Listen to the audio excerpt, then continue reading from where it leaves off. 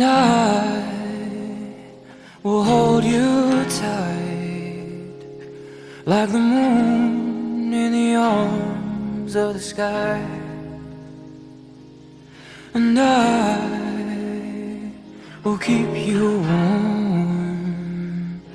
I will build a fire in this house. And I'll build a fire, you fetch the water, and I'll lay the table. And in our hearts we still pray for sons and daughters. And all those evenings out in the garden with red, red wine, these quiet hours turning to years.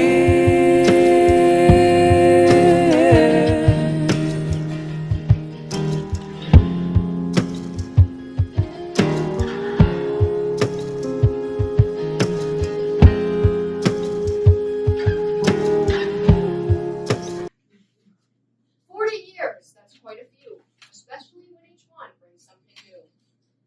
40 years, I bet no one would have guessed, when he was growing up in Grand Rapids, that she was rooted deep in the Pacific Northwest. 40 years, just like the Israelites across the brutal desert sand. Just remember, that's what prepared them for the promised land. 40 years brought 11 babes, which is quite a feat. And even after all these years, you two are still the ones to beat. 40 years, 21 million minutes. Some of them had you both at your limits. 40 years, a business built and seminary somehow managed. Though the kids may have come out slightly damaged. 40 years and many changes, cancer treatments with all their dangers. 40 years down and 40 years to go, all that refining is really starting to show. 40 years, trials and tribulations untold, and two tough soldiers who didn't always feel so bold. 40 years, God has been good, He has prevailed. We're all making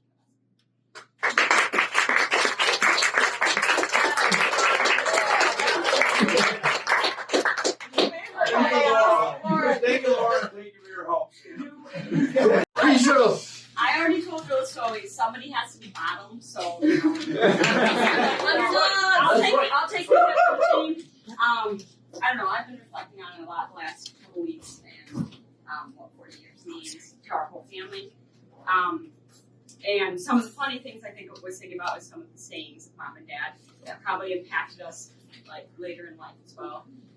The one I think of often from mom is 6 days shall you work, which is why we never got out of work on Saturdays. Yeah, we hit it.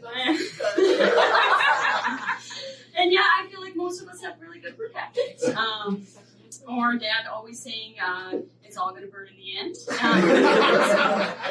Again, I feel like it, that has affected our view of money in a good way. And if you're not 5 minutes early, you're late. I feel like that's a mix. I feel like it's a mixed bag on that one because I'm definitely late at least amount. So, but yeah, I just think that when I was thinking about it and looking around the table, what I see is 40 years of God's faithfulness, and that's seen in children that love the Lord, who are marrying spouses who love the Lord, who are raising their children to love the Lord, and I think that's a really neat legacy for the last 40 years. So that's my celebrate 40 years of marriage, commitment, and resilience.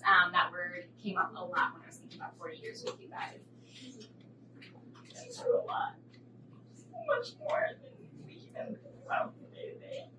And you've made it through that and stayed together. And that defines us.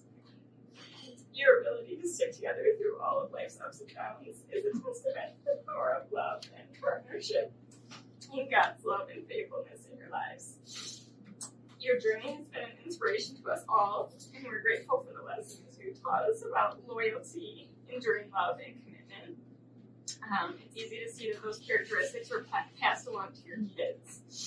And I'm forever grateful that you fostered a great relationship among us siblings. I definitely, becoming an adult and interacting with other families, it's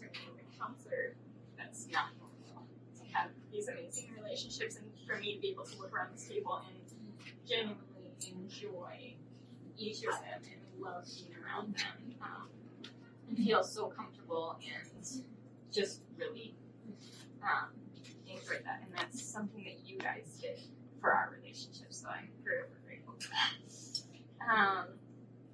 Here's to many more years of happiness and togetherness, and hopefully more highs and lows. Okay. As eloquent as ever. I'm so glad I could be here to celebrate this moment of this occasion. I know I speak for Justin too. We wanted to be here so bad, so we made that happen. Well, we are very thankful.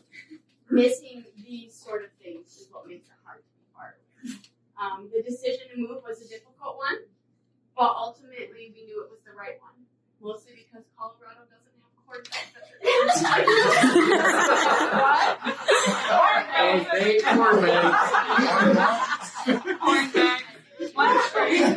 We told you it was the weather, but really it was for the health of our vehicles. But in all seriousness, I love that we can all be here to celebrate. Michael worked really hard to make it work so that I could come. And so I thank him for that too. And he would have loved to be here too.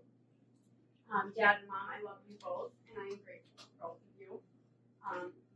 Something that I think of when I think of your marriage and your life together is strength in the face of adversity. Because you guys have been through a lot. And you have been strong. And I know that a lot of that is from God, and it's also the people that you are. And instead of crumbling underneath that challenge, you rose to it. And I admire you both for that. And you taught that strength to every one of us. And when I look at all my siblings' faces, I see that strength. And so I want to thank you from all of us for that strength. And that is the end.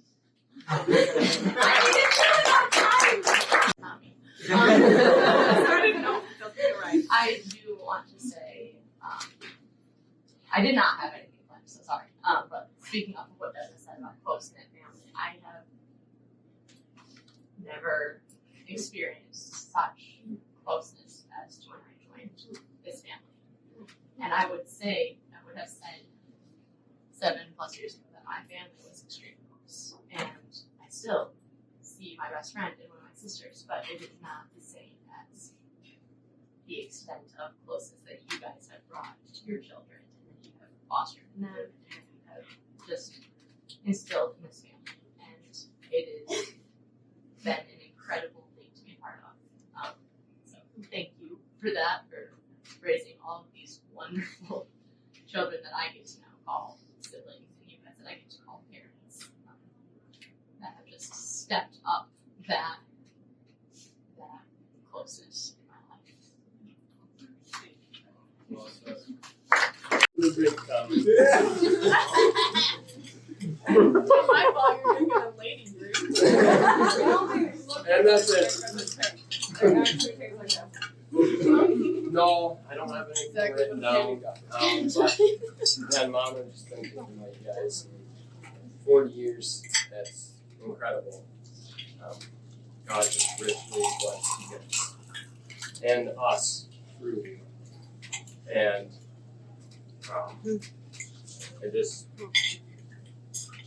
I kind of harkening back to what Deborah said about the close-knit family, what I said too. First of all, I'm so glad that all of us could be here tonight. And it's the same thing. I love you all, and it's just been great growing up with all of you, and I'm so glad that I've had you, Dad and Mom, all my life up to this point. I also think about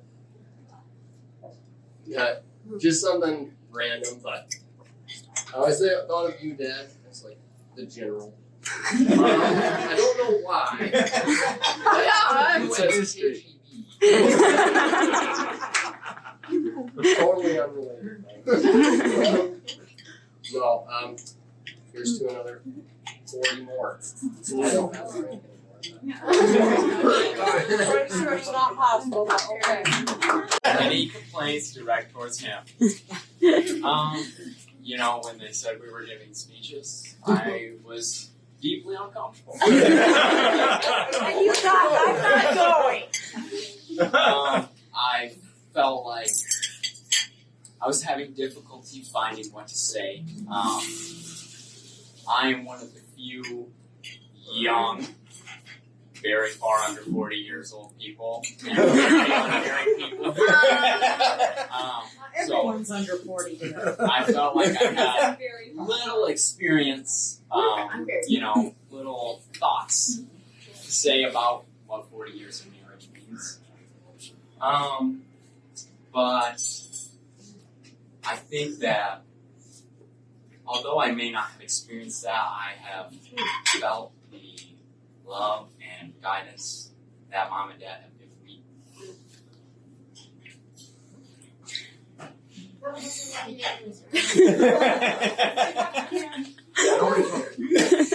You're okay, man. And I know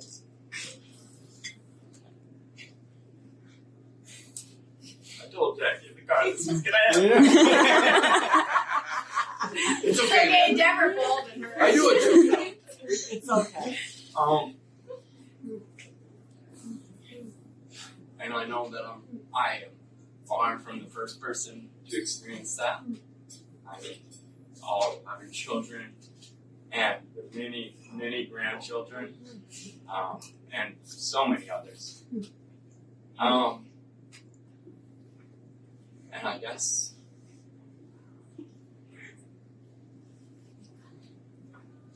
I was just thinking a lot about how much that two people, something that, two people that you could show to anybody else in the world on a photograph, and they would seem totally normal.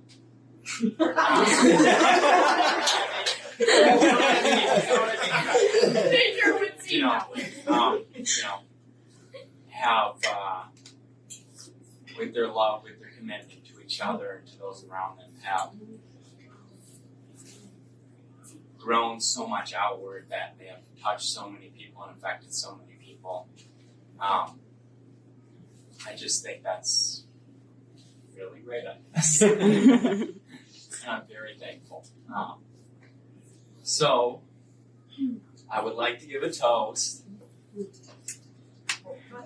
to humble beginnings, to little Very loves, humble. and to Mom and Dad on their 40th. Cheers. Cheers. So these all went different directions, which is really cool, but also makes me feel odd about mine. Mom and Dad, to quote at least one sibling, what can I say that 8 others haven't said already and Sharon certainly thought of? I'm not going to try to be eloquent, but rather get straight to it. I'm blessed to have been raised in a loving and godly home. I realize now what a privilege that is. I'm blessed to have been raised by parents who love each other and stayed together despite numerous trials and tribulations. You both taught me that marriage isn't easy, but worthwhile, and in doing that, you taught me that worthwhile things are often difficult and require resilience. Yeah. As some of you may know, I like the Avett Brothers, and I know Dad does, but Mom, I don't know. People laugh when I don't like their divorce song, but anyway, go on. Right, that was a dark spot for me. But when people ask me my favorite song, I always say Murder in the City. And people laugh because it doesn't sound good. Dad, do you know the song? Yeah. But I realized, thinking about why I love that song so much, thinking about this, it was the first thing that came, and I said, it's unconventional, but we'll go with it, because we don't know what they're going with anyway. But he starts off by telling a story about if he gets murdered in the city, not to go revenging in his name. But the third verse comes and goes like this. I wonder which brother is better, which one our parents love the most. I sure did get in lots of trouble. They seemed to let the other go. That was my thoughts as a child, in what Dad would call my angsty phase. Having so many siblings, sometimes it can get competitive, and you're often looking at what you deem as favoritism. But then comes the next verse. A tear fell from my father's eye, and I wondered what my dad would say. He said, I love you, and I'm proud of you both, or all, in so many different ways. What I couldn't see as an adolescent with immature views was that Mom and Dad, you both show how proud of all of us you are in so many ways. He goes on to say that if something does happen to him, not to bother with his belongings, but to go to the letters in his desk. He wants his family to know he loves them. But he ends the song with repeating the same phrase twice. Always remember there is nothing worth sharing like the love that let us share our name. Life surprised you, and you became a family quickly. God blessed you both, and a home was established. Nothing, and I mean nothing, can replace the bond between parents and siblings. You gave me the best support system I could have ever needed, and I think my siblings could say the same. And maybe even given me an army in a pinch. To end this, I'll say, I love you both, and I'm proud of you in so many different ways. Last weekend, when I had no children, I said, do you mind if I type right now? So I typed up a speech for Mom and Dad.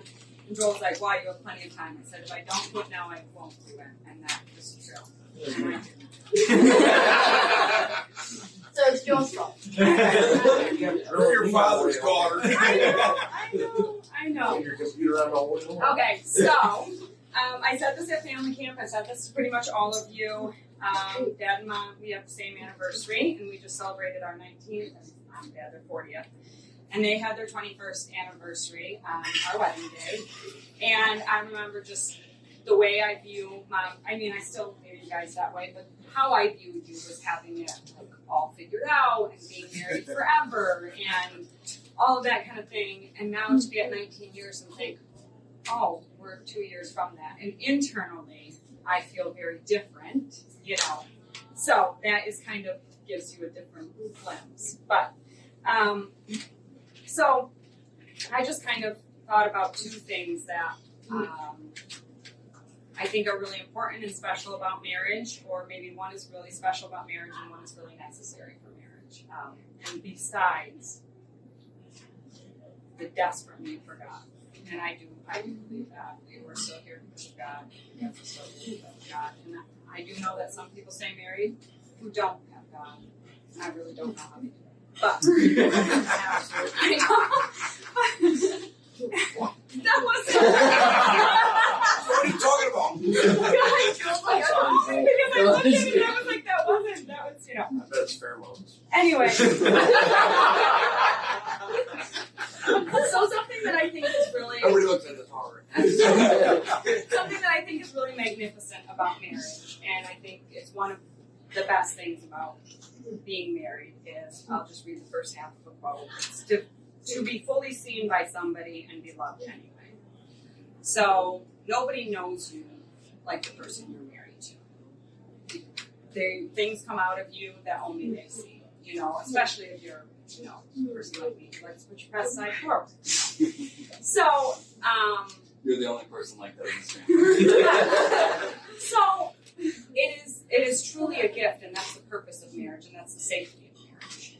You know, that you've made a commitment, and ugly things come out, and dark things come out, and also very beautiful and special things come out, because it's all of it, you know. And the person you're married to gets both of those things. And it is a gift to still be loved when somebody sees all of that inside of you. And so that's a beautiful, wonderful thing I love about marriage. And then something that I think is very, very, very necessary to marriage is tenacity or stubbornness. Because somebody asked me, what would you tell your kids is necessary for marriage, or what would you tell your kids who wanted to get married when they're young? And I said, you know, that marriage takes a lot of stubbornness. It takes a lot of, we made a commitment and I don't care. We're going to stick to it. And I know everybody here who is married has had those days. And everybody who isn't married and gets married will have those days. And I'm really glad that we're Dutch and we're stubborn. You're not totally Dutch. No, it's okay, the Scottish are also so we're good. Well, actually, I will say I know that Mom is Dutch not much. as stubborn or more stubborn than me, so you're right. That's because Mom is a big descendant of the Celts, and they were the most stubborn. They were stubborn too. Yeah. So I'm Dutch and everything Western European but Dutch. That's what I'm glad we are. We'll say, hey, Northern. All right, so first I'm going to share a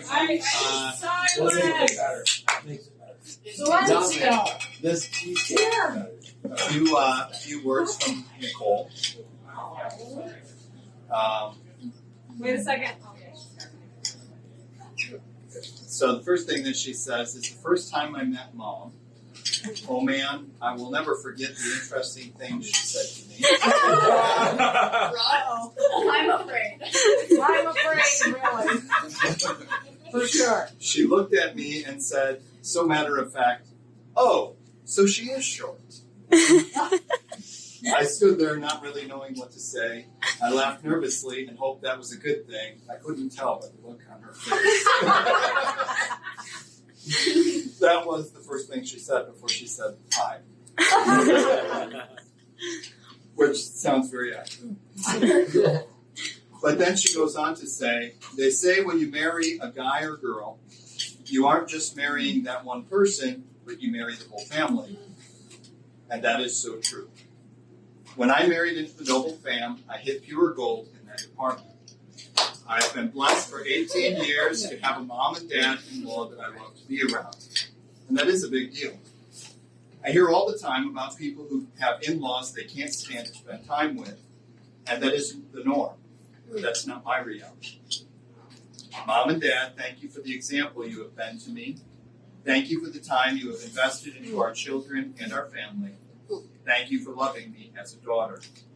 I wish I could be there to celebrate with you tonight and to be able to hug you both. I love you very much and miss you. Aww. Thus far, Nicole. Tell her the feeling is. Yes. I feel really good. I just sent her a text saying, I miss you, dear daughter. Before you read her speech. So, along with Danielle, as I've thought about your guys' 40th anniversary, I've been very philosophical about it. Because Danielle and I both have the unique position of having been married roughly half as long as you guys. So we celebrated our 18th anniversary this year. And, one of the things that I've reflected on so much, for sure the last 5 years, is that your mom and dad, whether you agree with them or not, they always seem so together. They seem to know exactly what they're doing. They seem so confident in their decisions. And then you get married and you're like, what the shit is wrong with me? Why do I feel so unsure of myself all the time? And why do I still feel 18 years on like, good night? How am I going to do this? Like, how does this work? Another thing that I've thought about is that I'm approaching my 40th birthday, which I know has not been lost on anyone. Everybody keeps reminding me. Your guys' 40th anniversary puts that very clearly in focus for everybody. So thank you. And, as a 40-year-old, looking at 40 from 18 or looking at 40 from 25, you expect to somehow be fully grown. You expect to have a sense of the world and to be confident, and then you get onto the doorstep of 40 and you feel like, no, I'm still really freaked out inside. And how was my father almost a grandfather when he was my age? And I'm still like a teenager. Speaking of the angstiness, I totally relate with you, Bethany. That was Dad's word for me as well.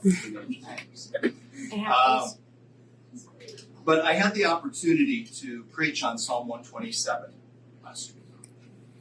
And it won't be lost on many of you that Psalm 127 is always going to be a psalm that holds a peculiar place in our family, and I'm going to read it.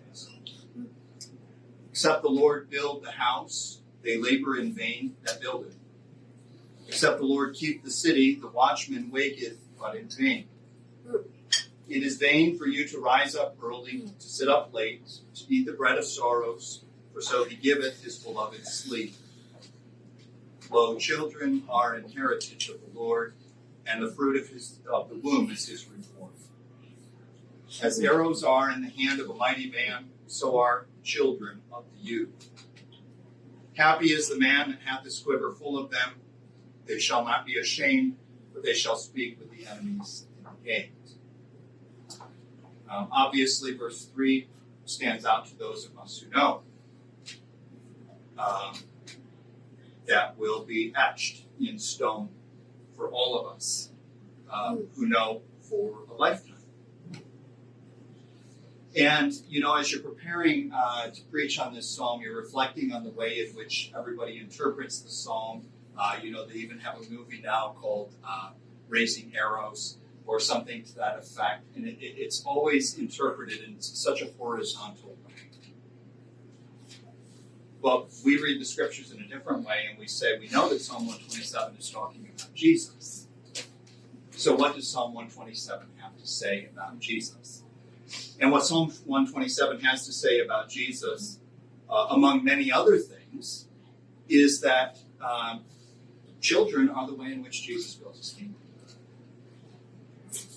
And, I reflect on the way in which you guys raising children serves the kingdom. We have a sister who lives almost all the way on the West Coast. Thankfully, she stopped short of California. Good job. Oh, we're okay if that drops off. You have a son who made it all the way to the East Coast, almost right to the edge of the sea. And in each place, what's happening is that your children have been trained. We're full of them. They shall not be ashamed, but they shall speak with the enemies in the gate. Obviously, verse 3 stands out to those of us who know. That will be etched in stone for all of us who know for a lifetime. And, as you're preparing to preach on this psalm, you're reflecting on the way in which everybody interprets the psalm. They even have a movie now called Raising Arrows or something to that effect. And it's always interpreted in such a horizontal way. But we read the scriptures in a different way, and we say we know that Psalm 127 is talking about Jesus. So what does Psalm 127 have to say about Jesus? And what Psalm 127 has to say about Jesus, among many other things, is that children are the way in which Jesus builds his kingdom. And, I reflect on the way in which you guys raising children serves the kingdom. We have a sister who lives almost all the way on the West Coast. Thankfully, she stopped short of California. Good job. Well, we're okay if that drops off. You have a son who made it all the way to the East Coast, almost right to the edge of the sea.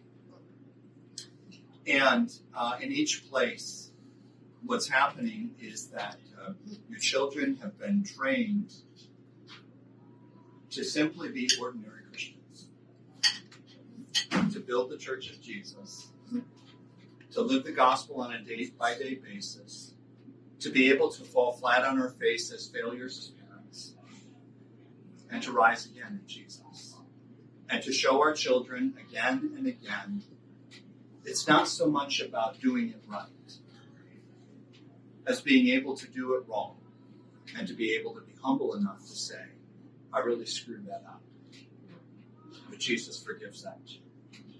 And to model that for our children.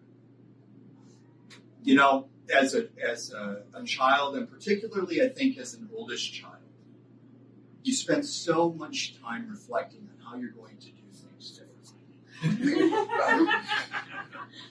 And I know, Dad, especially, you think that I've reflected on that a lot. You're right. But what you don't understand is how my reflection has changed over the years.